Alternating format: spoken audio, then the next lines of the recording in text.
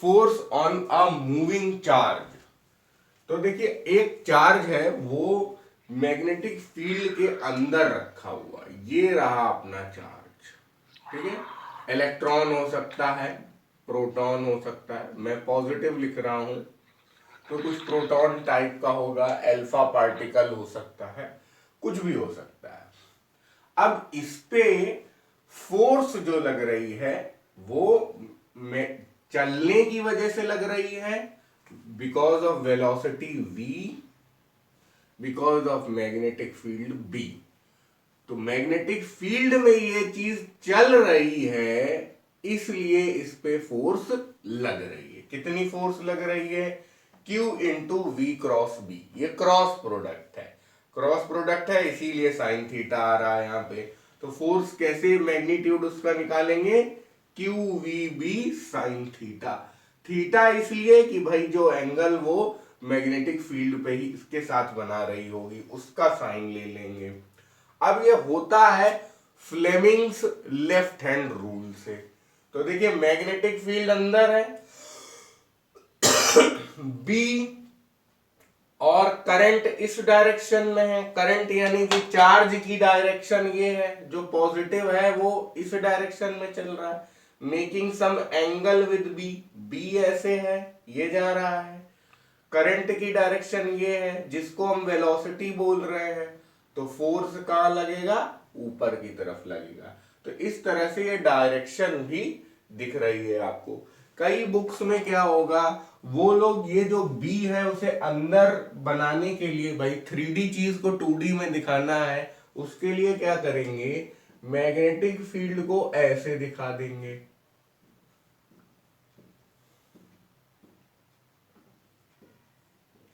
अब यहां पे मैं 90 डिग्री वाला केस बना रहा हूं, जहां थीटा जो है वो 90 डिग्री है। यानी कि वेलोसिटी अपनी कैसे चल रही है? ऐसे वेलोसिटी है, पार्टिकल मैग्नेटिक फील्ड में परपेंडिकुलर घुस रहा है। तो क्या हुआ, देखिए लेफ्ट हैंड रूल है, ये रहा बी, ये रहा एफ, और ये रहा करंट, ठीक है। तो देखिए सबसे पहले क्या करेंगे, बी अंदर की तरफ जा रहा है, करंट ऐसे जा रहा है, तो फोर्स कहां लगेगा?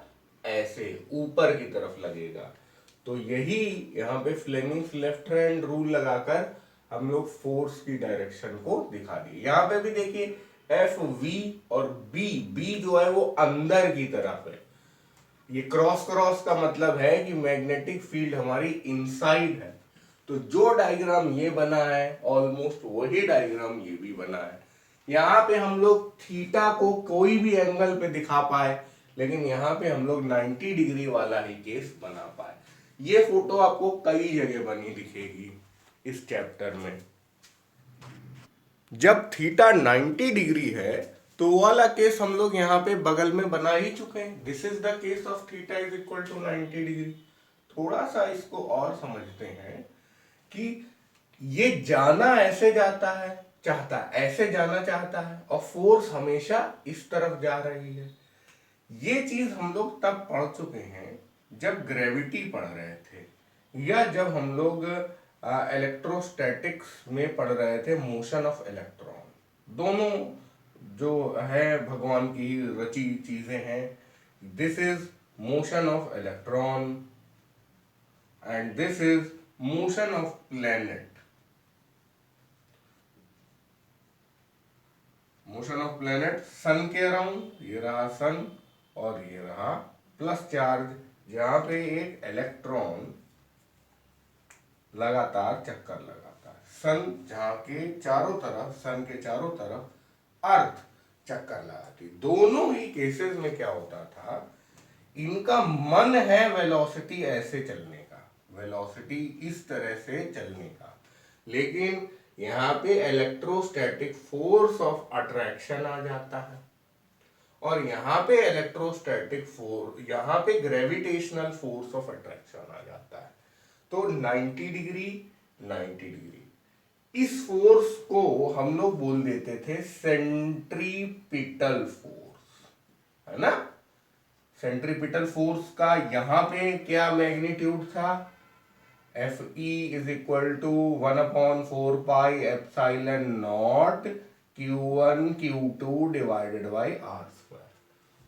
यहां पे सेंट्रीपिटल फोर्स कैसी थी, F G is equal to G M divided by R square, जहां पे आर ये रेडियस। यानी कि हम ये समझ सकते हैं कि अगर फोर्स और वेलोसिटी आपस में परपेंडिकुलर हैं तो सर्कुलर मोशन में वो बॉडी चल सकती है, चलेगी ही। तो यहां पे भी तो वही हो रहा है, हमें लगता है ये एक सर्कुलर मोशन करने लगेगा। सर्कुलर मोशन बिल्कुल उसी तरह जो काम यहां पे सेंट्रीपिटल फोर्स देने के लिए इलेक्ट्रोस्टैटिक फोर्स कर रही थी, यहां पे सेंट्रीपिटल फोर्स देने के लिए ग्रेविटेशनल फोर्स ऑफ अट्रैक्शन कर रही है, यहां पे मैग्नेटिक फोर्स वही काम कर देगी और मैग्नेटिक फोर्स सेंट्रीपिटल फोर्स का जिम्मेदारी उठा लेगी। This is the centre. आप इसका रेडियस जो है आर मान लीजिए, आर मान लिया तो centripetal force is equal to magnetic force, ऐसा हम लोग क्लेम कर रहे हैं। Centripetal force is equal to magnetic force, ये होने वाला है। चलो, तो अब हम लोग ये रेडियस निकालने की कोशिश कर सकते हैं। थोड़ी जगह खाली कर लें। तो सेंट्रीपिटल फोर्स अगर मिल गई यहां पर हमें, लिख लेते हैं उस चीज को। क्या होता है सेंट्रीपिटल फोर्स, हमने अभी देखा, mv² r। Magnetic force QVB, अपन 90 डिग्री वाले केस में तो साइन थीटा का कोई काम नहीं है। तो अब वेलोसिटी यहां से एक पावर खा जाएगी और आप निकाल सकते हैं रेडियस को ऊपर ले जाइए, mv को नीचे ले जाए, तो mv यहीं बना रहेगा, qb नीचे आ जाएगा, रेडियस इधर आ जाएगा। तो यहां से हम समझ सकते हैं radius is equal to mv divided by bq। so this is the radius of the circle formed। ठीक है, बहुत इंपॉर्टेंट फॉर्मूला है, ये आप नोट कर सकते हैं। इसके अलावा एक चीज और आएगी, टाइम पीरियड की बात आएगी, है ना। देखिए टाइम पीरियड क्या होता है, 2πr डिवाइडेड बाई v। ठीक है भाई, पूरा एक चक्कर लगा लिया, सरकमफेरेंस जो है वो उसकी डिस्टेंस है।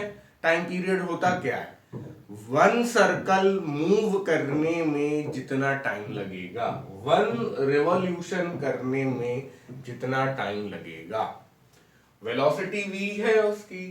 तो अब बस 2π और r की जगह mv डिवाइडेड बाई bq, नीचे v है ही, तो ये v और ये v कट गया, तो टाइम पीरियड भी बहुत मस्त आ गया, 2πm बटे bq।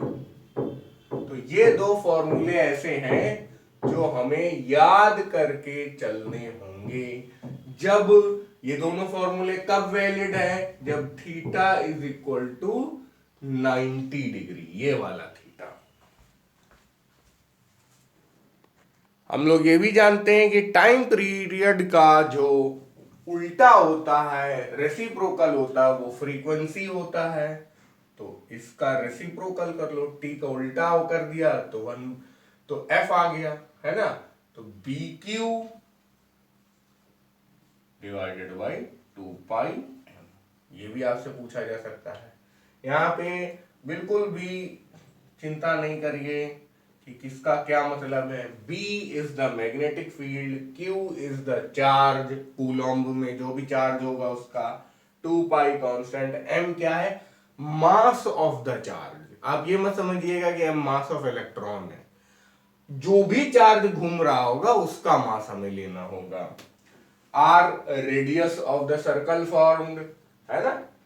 V velocity with which the charge particle entered the magnetic field, मतलब मैग्नेटिक फील्ड मान लो इस रीजन में है और चार्ज पार्टिकल यहां मस्ती में वेलोसिटी v से आ रहा था, मैग्नेटिक फील्ड में आ गया,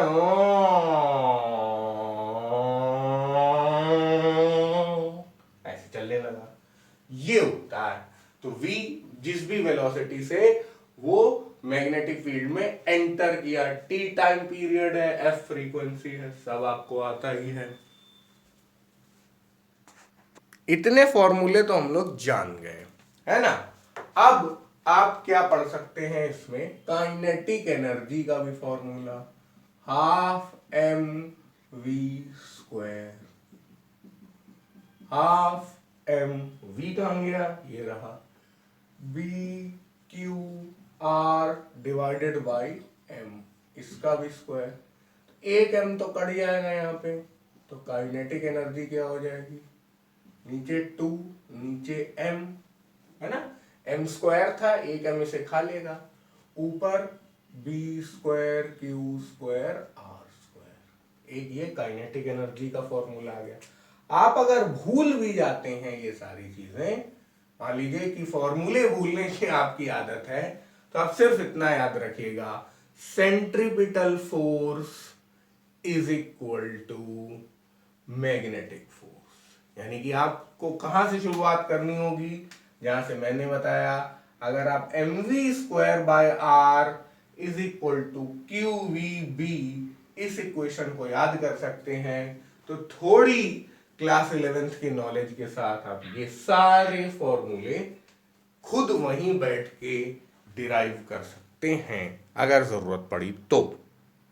जब थीटा 90 डिग्री पे होगा, यानी कि जब ये वेलोसिटी इस तरह आएगी, अपना मैग्नेटिक फील्ड और वेलोसिटी आपस में 90 डिग्री लेके आएंगी, जैसा मैंने बताया था जब क्रॉस क्रॉस करके अंदर की तरफ मैग्नेटिक फील्ड बनाई थी, तब सर्कल में चलेगा, ये हम लोग कर चुके हैं।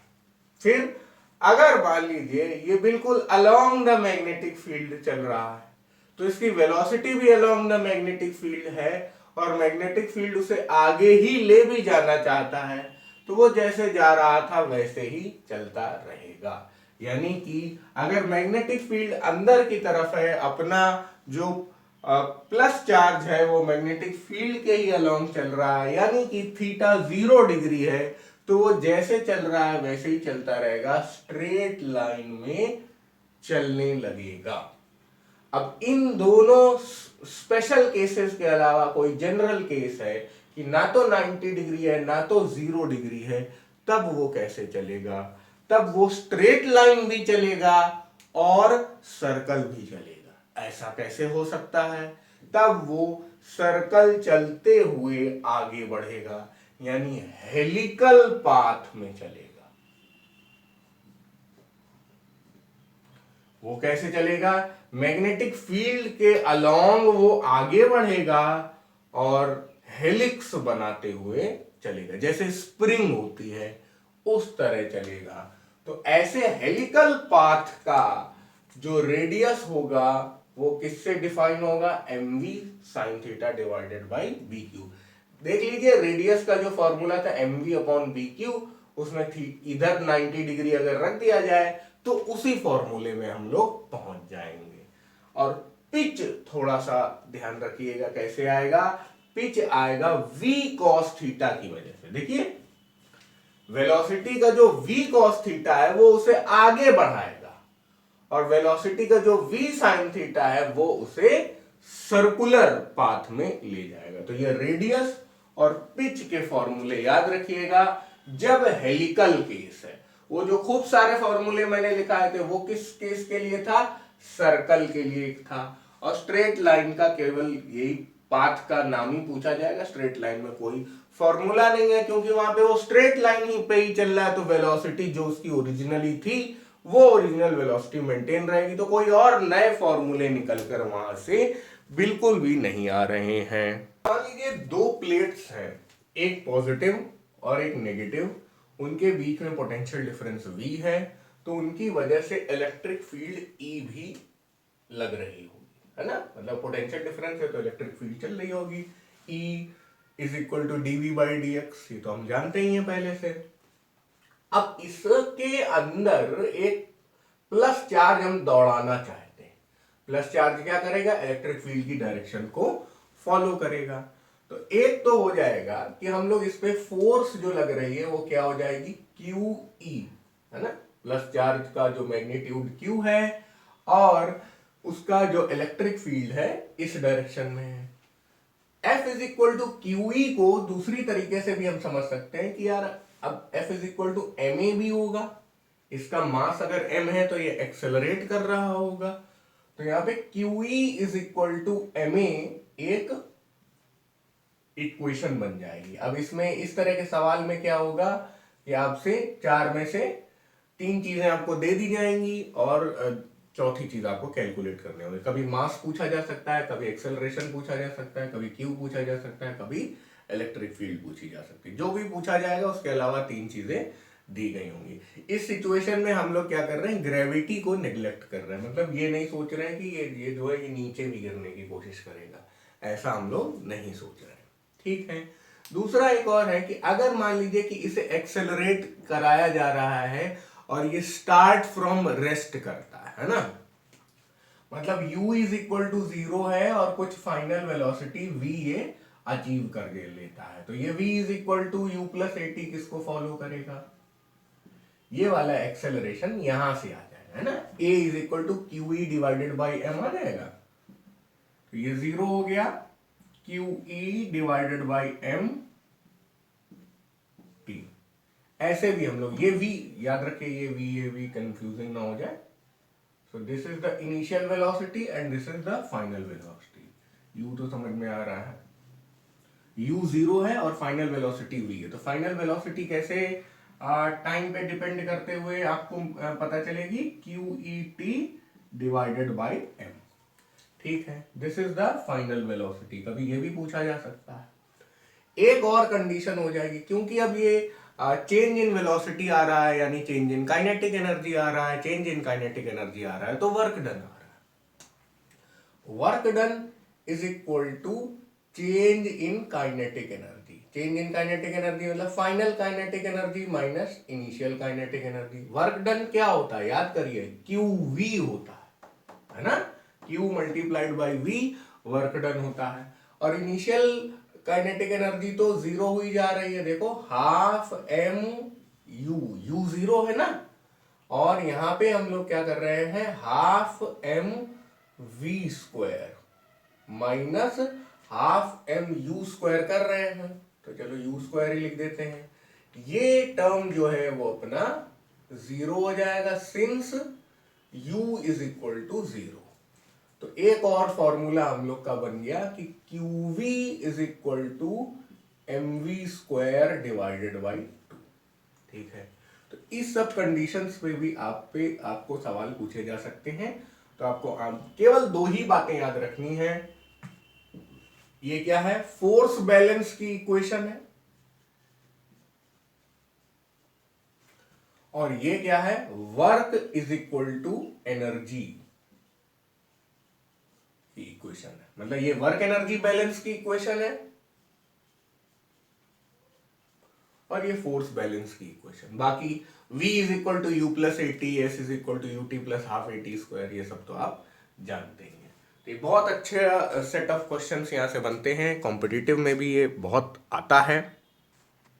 ओके बच्चों, तो किसका क्या मतलब है वो भी यहाँ पर मैंने लिख लिया है कि V पोटेंशियल डिफरेंस है, E इलेक्ट्रिक फील्ड है, Q charge on this particle है, M mass of this particle है, A एक्सेलरेशन है जब ये यहाँ रेस्ट से जाके तेजी से जाता है, इनिशियल वेलोसिटी U यहाँ पर हम लोगों ने 0 रखा था, फाइनल वेलोसिटी जब ये यहाँ पहुंच जाएगा तो वो V होगा। V को हम लोग कैलकुलेट कर रहे हैं इस तरह, यहाँ से यहाँ तक जाने में टाइम टेकन जो है वो T है, और W वर्क डन है, काइनेटिक एनर्जी KEF और KEI लिखा है मैंने फाइनल और इनिशियल के हिसाब से। Work done is equal to QV होता ही है। F क्या था, इलेक्ट्रिक फोर्स था। तो इलेक्ट्रिक फोर्स को हम लोग ने दो तरीके से समझा, एक चार्ज के हिसाब से फोर्स और एक मास के हिसाब से फोर्स, इसीलिए हम लोग ने QE को MA के बराबर रख दिया।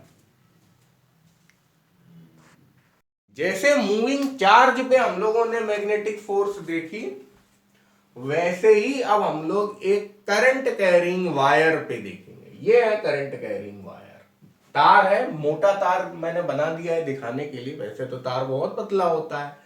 तो यार देखिए, जब चार्ज चल रहा था तो पॉजिटिव चार्ज चल रहा था, अब इस डायरेक्शन में करंट चल रहा है, तो यानी कि इस डायरेक्शन में पॉजिटिव चार्ज चल रहा है। यह याद रखिएगा कि जो करंट डायरेक्शन होती है वही पॉजिटिव चार्ज के फ्लो की डायरेक्शन होती है।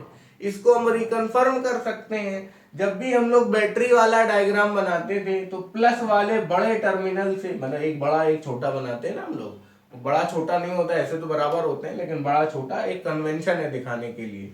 तो जो प्लस वाला है उससे करंट निकलता था। तो ये याद रखिएगा, इस तरफ करंट चल रहा है यानी इस तरफ खूब सारे पॉजिटिव चार्जेस चल रहे हैं इफेक्टिवली। वैसे तो नेगेटिव चार्जेस चलते हैं जिसकी वजह से करंट चलता है, लेकिन अभी आपको ये मानना है कि इस तरफ करंट चल रहा है तो खूब सारे पॉजिटिव चार्जेस इफेक्टिवली इस डायरेक्शन में चल रहे हैं। तो अब मैग्नेटिक फील्ड बी, ये काले क्रॉसेस, बी अंदर की तरफ, करंट अंदर की तरफ, प्लस चार्ज राइट साइड की तरफ, तो फोर्स ऊपर की तरफ। Fleming's left hand rule, force कैसे लग गई? ऊपर की तरफ। तो अब हम लोग यहां पे क्या लगा देते हैं, F is equal to I B L sine theta. कुछ लोग इसे बिल साइन थीटा भी बोलते हैं, ऐसा भी कह सकते हैं। यहां पे L क्या है? लेंथ ऑफ वायर, इस वायर की जो लेंथ होगी, I इसमें जो करंट जा रहा होगा, और B जो अंदर की तरफ मैग्नेटिक फील्ड है। ठीक है, आपको ये ज्यादातर इसकी जरूरत पड़ेगी बिल साइन थीटा की। कुछ लोग इसे BIL बिल साइन थीटा याद कर लेते हैं, तो थोड़ा याद करने में आराम रहता है। बिल तो सबको याद रहता है ना? Between two parallel current carrying conductors. अब देखिए, आपने ऐसे रावण वाले खंभे देखे होंगे, इसमें खूब ज्यादा दूर तक वायर्स जाते हैं। ये इतनी दूर तक वायर्स को ले जाते हैं कि इनकी वायर लेंथ 300-400 किलोमीटर, 500 किलोमीटर तक रहती है। एक स्टेट से दूसरे स्टेट तक पावर प्लांट की बिजली ले जाने का काम करते हैं। इनको हाई टेंशन लाइंस बोला जाता है। ठीक है, यहां पर वेरी हाई वोल्टेज में चीजों को, अपनी बिजली को ट्रेवल कराया जाता है। करंट बहुत हाई वोल्टेज में यहां पे जाता है जिससे कि पावर लॉस कम हो। इसमें जो वायर्स होते हैं वो आपस में पैरेलल होते हैं, इसीलिए पैरेलल वायर्स में क्या फोर्स लग रही है वो स्टडी करना हमारे लिए क्लास 12th लेवल में जरूरी है। तो वही हम लोग पढ़ रहे हैं। मान लीजिए दो वायर हैं, उनके बीच में डिस्टेंस r है। ठीक है, तो फोर्स पर यूनिट लेंथ इस फॉर्मूले से दी जाती है।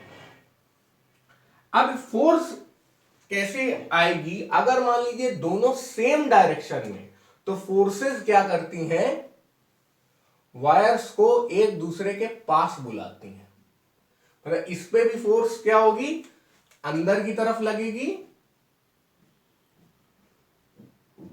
और इस पे भी फोर्स अंदर की तरफ लगेगी। और इधर क्या होता है, अगर ऑपोजिट डायरेक्शन में चल रहा है तो फोर्सेस क्या करती हैं, वायर्स को एक दूसरे से दूर ले जाती हैं। अब इसको समझते हैं, ज्यादा मुश्किल काम नहीं है। मान लीजिए इधर पे हैं हम लोग, तो मैग्नेटिक फील्ड, इस वाले की मैग्नेटिक फील्ड इस वाले वायर में कहां होगी, अंदर की तरफ होगी, है ना। दूसरा वाला वायर जो है मैग्नेटिक फील्ड कहां फेस कर रहा हो, अंदर की तरफ। तो B ऐसे जा रहा है और करंट इसमें ऊपर की तरफ जा रहा है, तो फोर्स कहां लगेगी, इस डायरेक्शन में लगेगी। इसलिए मैंने यहां पे बना दिया। ठीक है, अच्छा उल्टा देखते हैं। मान लीजिए अब इस वायर की वजह से इस पे फोर्स देख रहे हैं, तो इस वायर की वजह से मैग्नेटिक फील्ड ये ऐसे जा रहा है राइट हैंड की वजह से, तो इनकी मैग्नेटिक फील्ड जो हैगी बाहर की तरफ निकल रही होगी। तो बाहर की तरफ निकलती हुई जो मैग्नेटिक फील्ड है वो कैसी होगी, ऐसे होगी। और करंट कैसे जा रहा है, ऊपर की तरफ जा रहा है, तो फोर्स कहां लगेगी, इस तरफ लगेगी।